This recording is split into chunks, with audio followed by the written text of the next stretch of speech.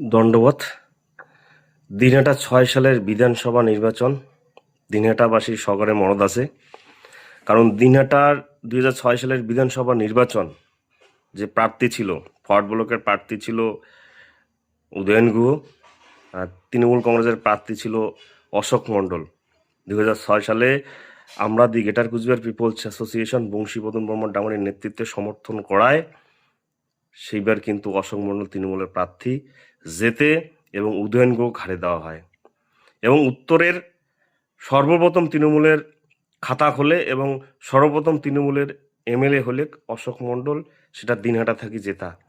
এটা কিন্তু the greater Cooch Behar people's association আমরাই কিন্তু জিতিয়ে দেওয়া আছে। সেই জন্য ২০০৬ আর এবার ২০২৬, ২০০৬ আর এবার ২০২৬-এর ৬ আসি গেছে।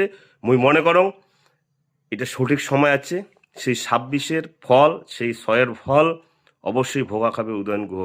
দণ্ডবৎ সভাকে সবাই প্রস্তুত থাকেন।